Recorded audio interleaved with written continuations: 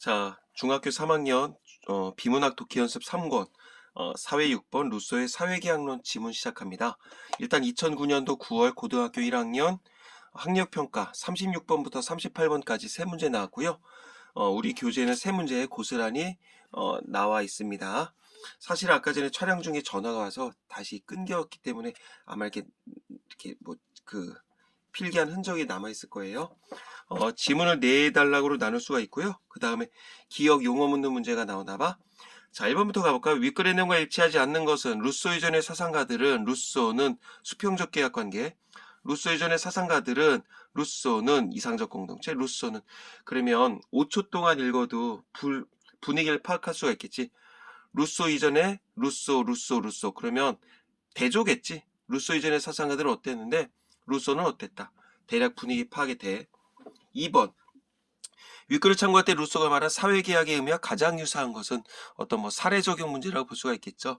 가족회의, 뭐 주민대표, 이건 주민대표, 체육대회, 마을청년회, 회사 경쟁력 높이기 위해서 아직은 모르겠어. 자, 그 다음에 기억. 이 복종이란 단어와 만의 한용운의 복종이란 시에서의 어떤 이 복종의 의미, 이건 뭐라 그래야 될까? 어떤 뭐 문맥 의미 파악하기 문제일까? 그렇게 보면 되겠고, 시간이 여유롭다면 한번 요거 시 분석까지 해주도록 하겠습니다. 자, 1단락으로 갈 텐데 일단 여기다 별표 9개 쳐놓으세요. 미치는 거야 이거. 사회 전체 지문 중에서 가장 중요한 지문이라고 해도 과언이 아니겠고요. 이 루소라는 사람은 고등학교 3년 내내 학기마다 달달마다 아마 듣게 될 것입니다. 그리고 통합사회를 시작으로 해서 다른 과목에서도 많이 듣게 될 것이고요. 올해 2022학년도 이제 수능 완성에서도 나왔던 요 제목 고스란히, 물론 지문은 다르겠지만 요 제목 고스란히 나온 적이 있었습니다. 자, 다 얘기를 해주고선 루소에 대해서 간단하게 얘기를 하도록 할게요. 자, 루소 이전의 사상가들은 1문단에 났죠. 1번에 났죠.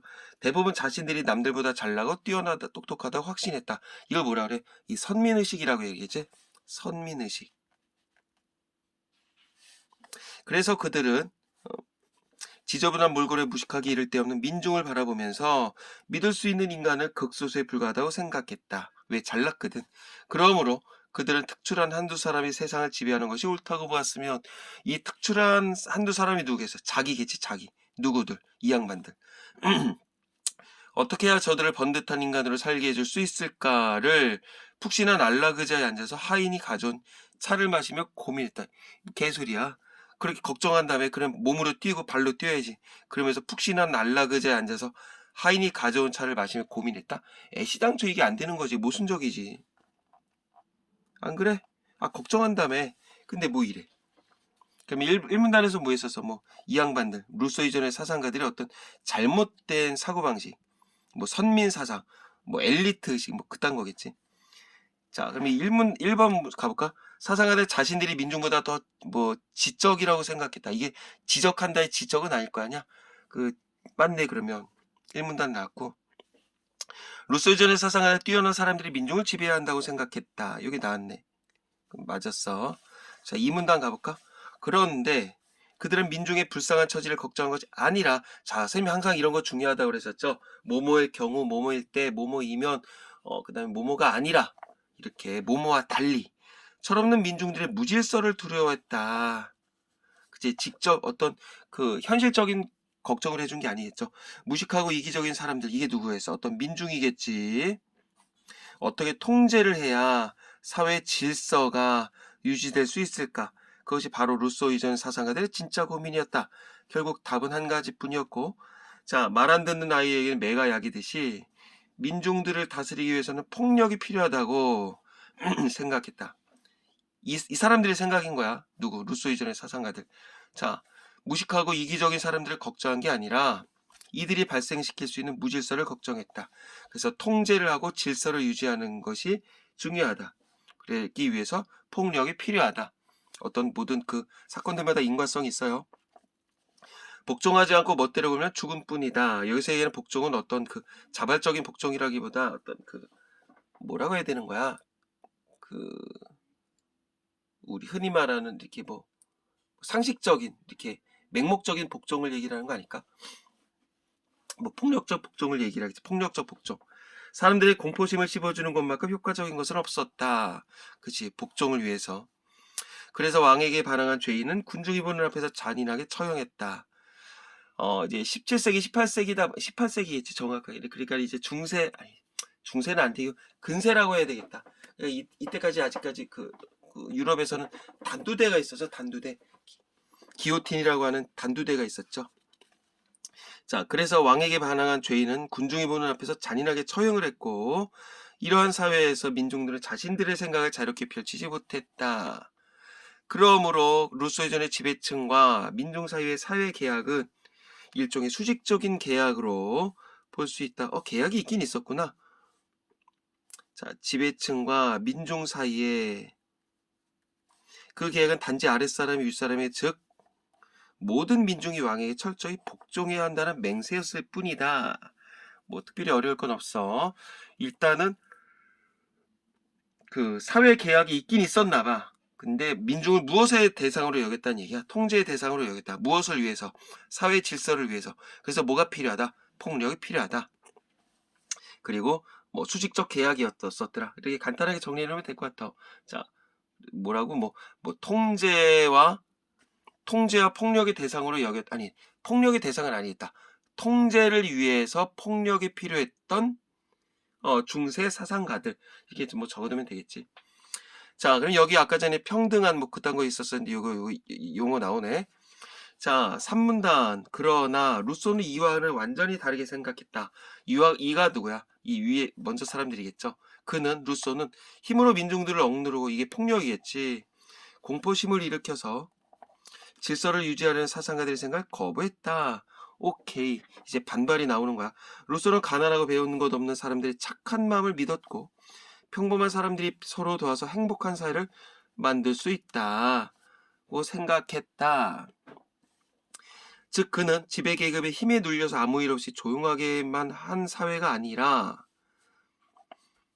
이건 조용한 건 어떤 평화로움의 조용함이 아니겠지. 이거는 침묵이겠지. 침묵이고 방관이겠지. 사람들이 서로 도우며 소중한 가치를 추구하는 한 차원 높은 질서를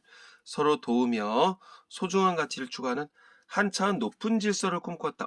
둘 다 질서가 있긴 있어. 여기도 있어. 하지만 그 질서를 바라보는 시선 자체가 다른 거겠죠. 루소가 주장했던 사회계약은 자유롭게 행동하는 사람들을 함께 묶는 수평적 계약이었다.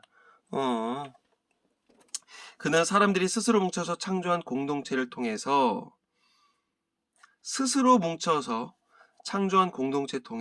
개인들의 잠재력을 최대한 발휘할 수 있다고 생각했다. 이처럼 루소 이전의 사상가들이 오로지 통제만을 생각했던 것에 비해 이 양반은 협동을 중시했다.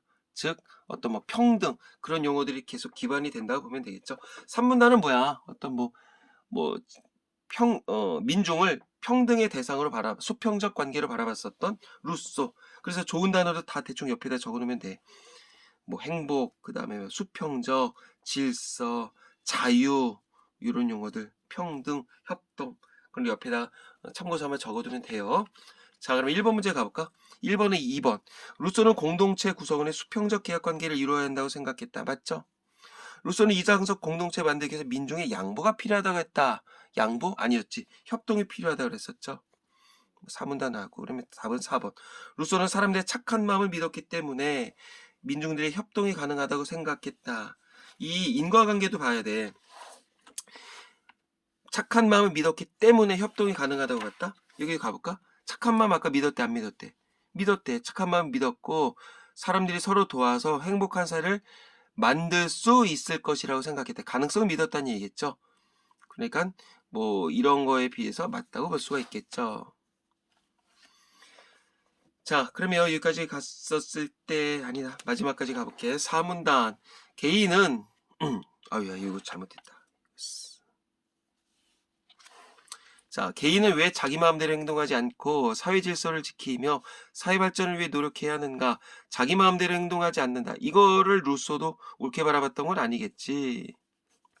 사회 질서를 지키며 여기서 얘기하는 질서는 이 누구야? 루소가 바라봤었던 어떤 평등적 의미의 질서겠죠. 사회 발전을 위해 노력해야 하는가? 그것은 누가 시켜서 강제로 따르는 것이 아니라 그렇게 하는 것이 개인과 사회 모두에게 이익이 되기 때문이다. 말 나온 김에 얘기를 한다면 이렇게 얘기를 하는 게 이른바 그 루소가 얘기했었던 그 공공선이라고 얘기를 하거든요. 여기다 적어놔. 공공선. 공공선. 그 다음에 어떤 일반 의지라고 적어놓으면 될 것 같아요. 일반 의지.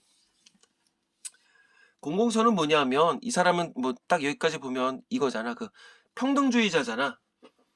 그러니까는 이제 그 정의, 그 다음에 선, 착할 선, 이건 당연한 평등이야. 그 다음에 여기서 얘기하는 평등이라고 하는 건 어떤 경제적 평등을 의미하는 거겠지. 그래서 어떤 나만의 어떤 그 평화로움이 아니라 나의 평화로움을 시작으로 이 사회가 유지가 되어야 된다는 얘기야.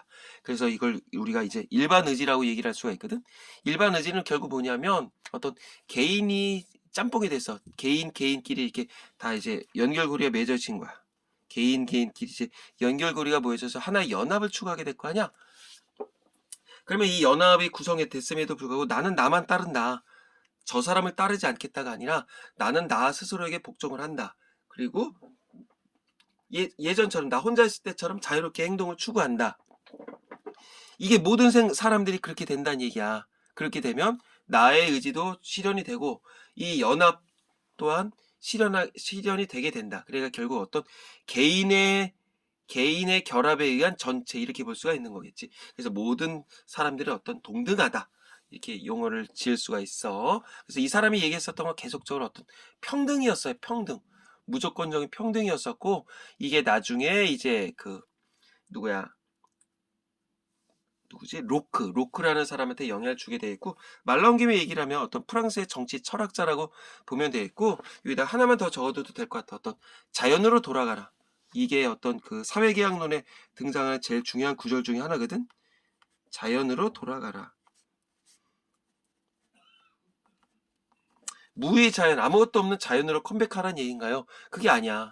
여기서 얘기하는 그 자연으로 돌아가라는 얘기는 사람들은 평등하게 태어났어. 근데 이런 위에서 봤었던 어떤 억압적인 어떤 그런 구성이 있다 보면 본질을 추구할 수가 없다. 인간의 본질을 추구할 수 없다. 그러니까 여기서 얘기하는 어떤 자연으로 돌아가라는 얘기는 어떤 평화롭고 자유로운 그 상태로 돌아가라는 얘기야.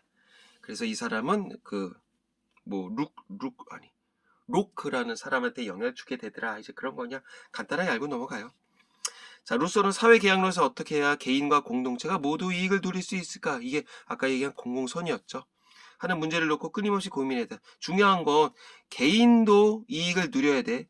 하지만 나를 비롯해서 내가 연합되어 있는 이 사회까지도 이익을 누려야 되는 거야. 그는 민중을 내려다볼 한심히 하는 엘리트가 아니라 민중의 입장에서 생각한 최초의 사상가였던 것이다. 어렵지 않죠? 재밌죠? 결국 맨 마지막에는 이 사람에 대한 어떤 글쓴이의 평가가 나온다고 볼 수가 있겠네. 평가 또 안 보인다 그러겠지. 평가. 응. 화면 다 보이죠? 자, 그 다음에 5번. 1번에 5번. 루소는 사람들의 착한 마음 믿었기, 아까 해결했구나. 자, 그 다음에 2번 문제 가볼까? 자, 가족회의에서 결정한 여행을 어머니의 입원으로 아버지가 취소했다. 이게 모두의 결정인지 우리는 알 수가 있다 없다. 어떤 아버지의 결정으로 따른 거니까 이거는 그 수평적 관계가 무시된 거죠. 그러면 이거 틀렸고. 주민 대표가 주민들의 합의 없이 볼 필요도 없고 체육대회에서 학급 반장의 주도로 틀렸죠. 그 다음에 마을 청년회에서 주민들의 동의를 얻어 운영한 도서관이 주민 모두에게 만족을 줬다. 딱 봐도 이거였네. 수평적 인과관계. 그 다음에 인간관계. 그 다음에 5번. 회사가 경쟁력을 높이기 위해서 마련한 연수회에 참여한 사원들에게 가산점을 주는 경우. 자, 경쟁력을 높이기 위해서래. 그러면 어떤 여기에 참여한 사람들에게만 가산점을 줬다. 이것도 결국 어떤 이 평등적인 관계에서 모두의 이익을 추구하는 건 아니겠죠. 어떤 수식적 관계에서 비롯된 자발적인 복종이 아니게 될 거 아니야. 그래 틀렸네. 자, 그다음 3번 가볼게. 기억과 보기의 A의 성격. 남들은 자유를 사랑한다지만 나는 복종을 좋아해요. 뭔 소리야? 일단 만의 한용운에 대해서는 우리 중학교 때 배우지 않았나? 님의 침묵을 배우지 않나요? 그 뭐 여성적, 연가풍, 뭐 승려이자 님의 침묵이란 거 아마 배웠을 거야. 일단 1926년도에 나왔었던 그 시집이겠고요. 여기에 그게 있어. 그 시인, 그다음에 승려, 그다음에 뭐 독립운동가, 그다음에 이제 동국대학교라고 알죠? 서울의 불교대학. 거기에 어떤 창시자라고 볼 수도 있겠죠. 뭐 민족 대표 33인 중에 한 명이다. 자, 일단은 3분 내로 끝낼게요. 남들은 자유를 사랑한다지만 나는 복종을 좋아해요. 자유를 모르는 건 아니지만 당신에게는 복종만 하고 싶어요. 복종하고 싶은데 복종하는 것은 아름다운 자율보다도 달콤합니다. 그것이 나의 행복입니다. 그러나 당신이 나더러 다른 사람을 복종하라면 그것만은 복종할 수가 없어요. 다른 사람을 복종하려면 당신이 복종할 수가 없는 까닭입니다. 친구들을 보면서 뭐 이상한 소리야 이럴 수도 있겠지만 선생님이 항상 얘기하는 거, 시를 바라볼 때 맨 처음에 뭐를 바라보랬다? 시적 화자를 바라보랬어. 시적 화자. 말하는 사람이 누구인지, 말하는 사람이 표면에 등장했는지 안 했는지, 그 다음에 이 시적 화자가 시인과 같은지 다른지 그걸 맨 처음에 파악하라 그랬어. 무턱대고 아무짝에도 쓸모없이 이거 막 분석해주면 그런 강의를 듣지를 마. 그 다음에 시적 화자가 나오면 시적 대상을 바라보라 했었죠. 그래서 시적 대상은 누구야? 뭐 당신이란 어떤 뭐 절대적 존재인지 뭔지 뭐 누군지는 모르겠지만 여기 등장하게 되겠죠. 그 다음에 상황을 살펴보라 했어. 상황. 여기서 얘기하는 상황이라고 하는 건 시대적인 상황. 뭐 일제강점기다, 6.25다, 뭐 철조망이란 용어가 나서면 6.25겠지. 그 다음에 시대적 상황, 그 다음에 시간적 상황, 공간적 상황. 뭐 시간은 밤이면 뭐 성찰의 시간이 될 수도 있겠고 어떤 뭐 후회의 시간이 될 수가 있겠고 고독의 시간이 될 수가 있겠고 공간이라고 하면은 뭐 어떤 뭐 산 높은 데야 그러면 외로운 데가 될 수가 있겠고 어떤 성찰의 공간이 될 수가 있겠고 그 다음에 어떤 뭐 계절적 배경을 얘기를 할 수가 있어. 그 다음에 이제 뭐 표현 기법 참 네 번째는 그거지. 정서와 태도. 뭐 예찬적 태도냐, 아니면 비판적 태도냐, 슬프냐, 즉 애상적이냐, 뭐 기쁘냐, 그 다음에 뭐 다음에 표현 기법, 그 다음에 이제 주제를 살펴보면서 이 시를 마무리 짓는다 그랬다. 자, 시적 화자 나와 있죠? 시적 대상 당신이죠? 시적 상황 혼자 뭐 고백하고 있죠? 뭐 독백체겠죠? 그 다음에 시대적인 걸 알 수 있는 건 아무것도 없는 것 같아. 시간이나 공간을 나타내는 용어들도 없어. 그 다음에 계절이 나오는 것도 없네. 그 다음에 표현 기법, 뭐뭐 하여요, 뭐뭐 하여요, 뭐뭐 하고 싶습니다. 어떤 여성적 어조라고 우리가 얘기를 하겠죠. 여성적 어조. 그 다음에 정서와 태도. 뭘까? 정서 태도? 뭐 명상적인 태도겠지. 뭐 독백적 이런 거겠고 예찬이라고는 볼 수가 없을 것 같아. 으악! 뭐 당신만을 바라볼게요. 그런 거겠지만 이거 예찬이라고 보는 건 조금 거리가 있겠죠. 그 다음에 이제 주제는 예의를 다하면 될 것 같아. 남들은 자유를 사랑한다지만 나는 복종을 좋아해요. 여기서 뭐야? 자발적 복종을 얘기를 하는 거겠지.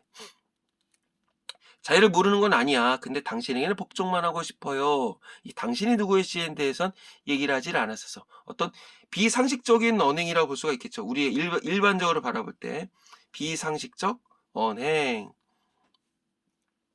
그리고 복종하고 싶은데 복종하는 건 아름다운 자유보다도 달콤합니다. 그것이 나의 행복입니다. 그치? 결국 어떤 그 자유보다도 어떤 이 복종을 좀 더 우위에 뒀다는 얘기겠죠. 여기서 얘기하는 당신이 누굴까? 시대적으로 본다면 이 당신이라고 하는 건 이 뭐야 그 어떤 조국 어떤 아름다운 해방의 조국이라 볼 수가 있겠지. 이연 당신이 나더러 다른 사람을 복종하라면 그것만은 복종할 수가 없습니다. 거봐 조국으로 한다면 여기서 얘기는 다른 사람이라고 하면은 그 뭐야 외국을 얘기를 하는 거겠지. 왜냐하면 다른 사람을 복종하려면 당신 즉 우리 조국에게 복종할 수가 없는 까닭입니다. 결국 나는 당신 즉 조국을 등진 사람이 되어야 되기 때문입니다. 뭐 내용은 이렇게 어렵지가 않고요. 그거야. 결국 그 내가 당신에게 따라야 되는 이유에 대해서 이연에서 설명을 했었다. 그 정도 보면 될 것 같아. 어떤 그 절대적인 사람 여기서 얘기하는 건 이 조국이 될 수도 있겠고 어떤 절대자 즉 어떤 뭐 부처님이겠죠. 부처에 대한 어떤 그 자발적 복종을 얘기를 하는 거야. 그래서 결국은 그 나의, 좀 어려운 얘기 할까? 그 자아의 이상을 실현하기 위한 적극적 실천의 행위가 복종이더라. 이렇게 보면 될 것 같아. 이 복종이라고 얘기를 하는 건 결국 뭐겠어? 나의 만족을 위해서는 거 아니야. 결국 어떤 자아의 이상 실현을 위한 적극적인 실천의 행위들아. 적극적 실천의 행위들아. 이렇게 적극적 실천의 행위들아. 적극적 실천의 행위들아. 이렇게 보면 되겠고, 모든 시들은 우리 친구들 이런 식으로 분석해야 돼. 자, 그럼 한번 가볼까? 1번. 기업과 A는 모두 강제적이다. 큰일 날 소리 하고 있고요. 자, 그 다음 기업과 A는 모두 능동적이다. 틀렸죠? 능동적인 건 요거죠. 자, 강제적인 거는 요것도 헷갈릴 수 있으니까. 그 다음에 기업은 적극적인데 비해 여기는 소극적이다. 거꾸로 됐죠? 이거 적극적 아니야. 이게 A는 A가 뭐야? 이거지. 그지? 이거는 적극적이죠. 그 다음에 기업은 배타적인 대비인데 뭐 타협적이다. 이건 배타적인 건 맞겠지. 복종은. 근데 우리 이 만내 한용운에 나왔었던 건 이건 타협적이다. 이건 아니죠. 그 다음에 타협적인 대비에 자율적이다. 당연히 5번이겠죠. 이런 식으로 분석을 하면 되겠고요. 어떤 뭐 연가풍 노래 부르듯이 했었다. 여성적 시조이더라. 슬쩍 얘기를 해주고선 마무리를 할게요. 주제는 결국 뭐라고 볼 수 있을까? 어떤 님에 대해서 어떤 나의 절대자인 님에 대한 어떤 자발적 복종의 기쁨 이렇게 얘기를 하는 거겠지. 뭐 그러니까 자발적이고 능동적인 그런 실천 이걸 우리가 복종이라고 얘기를 하는 거겠죠. 방학 때 한번 이 만해 한용운과 더불어서 여기다가 이걸 좀 적어놔. 타고르라는 시인을 적어놔. 인도에 우리가 보통 시성이라고 얘기를 하거든요. 타고르의 영향을 받아서 이 만해 한용운의 시에는 대부분 어떤 그 산문적 성향을 좀 많이 갖고 있거든요. 산문적 줄글 같다고 시의 어떤 운율이 나타나는 게 아니라. 자, 여기까지 갈게요. 좀 내용이 길어졌어요.